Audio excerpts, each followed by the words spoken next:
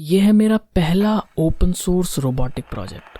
और अगर आप ये वीडियो देख रहे हो तो या तो आपको इसे बनाना है या फिर मैंने ये वीडियो आपको सेंड करी है।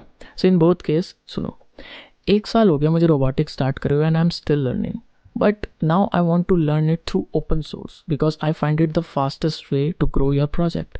सो in this video I am trying to give you some fundamental of robotics ताकि आप अपनी जर्नी स्टार्ट कर सको and we are going to make this robot throughout the process. So let's start. So robotics में आपको हर एक technology का involvement देखने को मिल जाएगा, जैसे electronics, codings, designing, machine learning, artificial intelligence, computer vision, networking, database, इन सब को मिला के हम एक बहुत तगड़ा रोबोट बना सकते हैं। नहीं, सुनो, पहले फंडामेंटल। तो फंडामेंटली सबसे पहली चीज़ जो हमें चाहिए वो एक स्टेबल स्ट्रक्चर। तो जब भी हम डिज़ाइन करते हैं अपने रोबोट का स्ट्रक्चर तो हमें एक बात का ध्यान रखना होता है कि वो फिजिक्स के लॉ को वायलेट ना कर रहा हो। लॉ जैसे ग्रेविटी, 3D स्पेस, हवा में है तो एयर रेजिस्टेंस, ज़मीन पे है तो फ्रिक्शन, पानी में है तो फ्लूइड डायनेमिक्स, इन सब लॉ को वायलेट ना करे ऐसा स्ट्रक्चर बनाना है, तभी रोबोट काम कर पाएगा। सो मेरे रोबोट की स्ट्रक्चर की 3D फाइल्स का लिंक जो है मेरे गिटहब पे है, जिसका लिंक डिस्क्रिप्शन में है, आप वहाँ से डाउनलोड करके प्रिंट कर सकते हो। स्ट्रक्चर बनने के बाद जो चीज़ हमें चाहिए वो है जॉइंट्स, जो इन स्ट्रक्चर को मूव कराएंगे। इस रोबोट के जॉइंट के लिए मैंने यूज़ करी है सर्वो मोटर। क्यों? क्योंकि सर्वो मोटर हमारी बात मानती है। नॉर्मल डीसी मोटर को आप पावर देते हो तो वो घूमने लग जाती है, और अगर उल्टी पावर देते हो तो उल्टा घूमने लग जाती है। लेकिन इससे हमारा काम तो नहीं चलेगा ना। अब सपोज करो मैंने अपने हाथ को पावर दी और वो घूमने लग जाए। नहीं, आई वॉन्ट प्रिसाइज कंट्रोल। तो सर्वो मोटर हमें डिग्री पर प्रिसाइज कंट्रोल देती हैं। ये PWM सिग्नल यूज़ करती हैं और जौन सी डिग्री पर मैं बोलूँगा ये वहाँ जाके चुपचाप खड़ी हो जाएंगी, which is a precise control. हम इन्हें 0 से 180 डिग्री तक कंट्रोल कर सकते हैं। सो आई यूज़ दिस सर्वो। आपके रोबोट में कौन सी एक्चुएटर या मोटर काम कर रहा है ये आपके यूज़ केस पर डिपेंड करता है।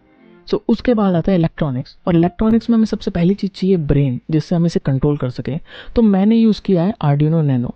आप चाहे कुछ भी यूज़ कर सकते हो, कोई सा भी माइक्रो कंट्रोलर, माइक्रो प्रोसेसर इस चीज़ में काम आएगा।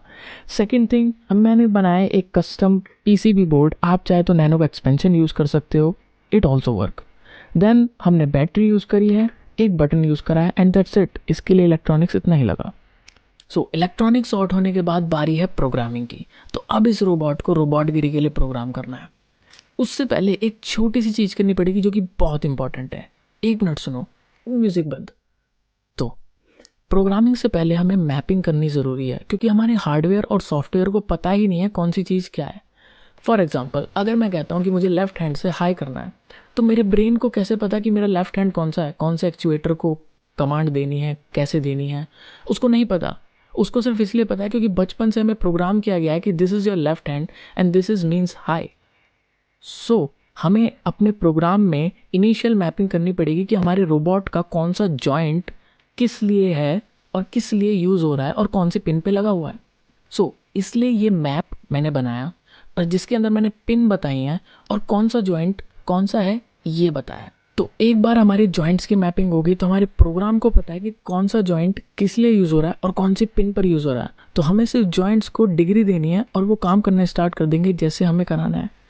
लेकिन इसमें हमें एक और चीज़ करनी है, जो कि है setting the initial position of the robot. ऐसा क्यों, उसके लिए सुनो।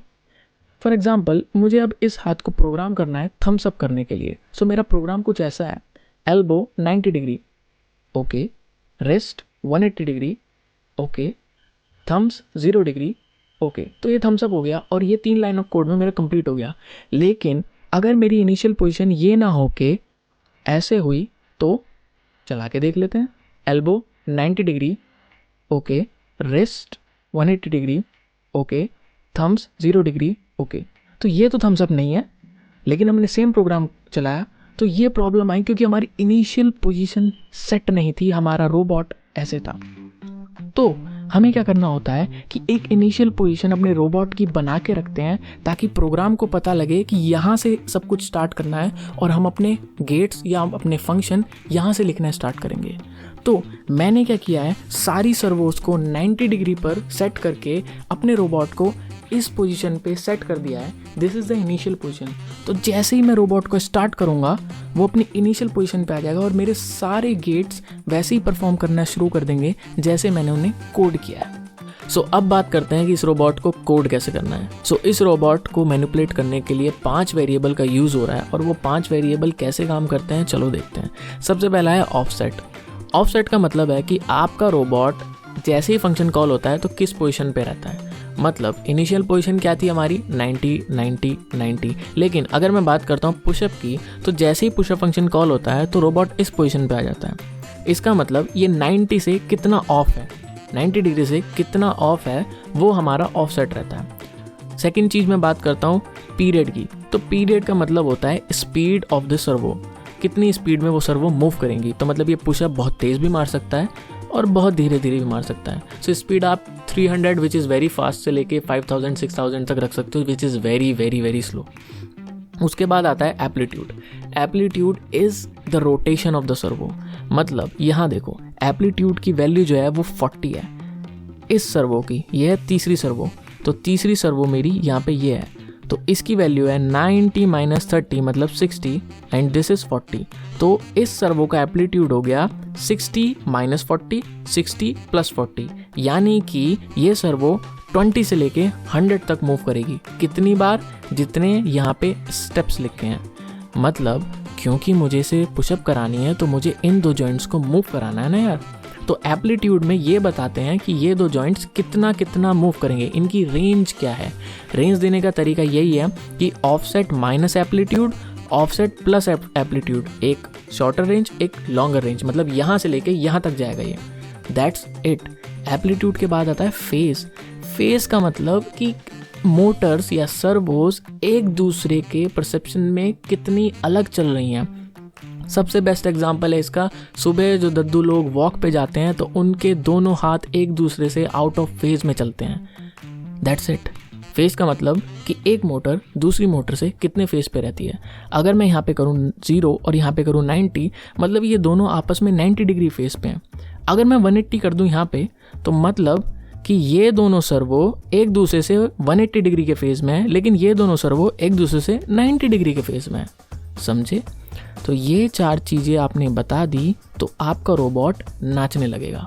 तो अब जैसे ही आप यहाँ आते हो तो माई फंक्शन नाम का एक कस्टम फंक्शन है जो कि आपके लिए रेडी है। आपको बस इसमें वैल्यू भरनी है। मैंने आपको ये भी दे रखा है कि कौन सी सर्वो किस लिए यूज़ हो रही है ताकि आप ऑफसेट डिफाइन कर सको। फिर आपको कौन सी सर्वो को कितना घुमाना है आप एप्टीट्यूड पे डिफाइन करो। उसके बाद मेन फाइल में जाके लाइन 90 पे जाके इस फंक्शन को अनकमेंट कर देना और आपका ये फंक्शन चलने लगेगा। मैं चाहता हूँ आप अपने कस्टम फंक्शन लिखो इस रोबोट को चलाने के लिए। That's it. तो ये था मेरा पहला ओपन सोर्स रोबोटिक प्रोजेक्ट और अगर आपको ये पसंद आया हो तो बनाओ यार। डिस्क्रिप्शन में गिटहब है, वहाँ पे कोड, इंस्ट्रक्शन मैनुअल सब कुछ है। आप इसे बनाओ, कोलैबोरेट करो मेरे साथ, कंट्रीब्यूट करो दुनिया भर के रोबोटिक्स प्रोजेक्ट में और ग्रो करो अपना project. Best of luck and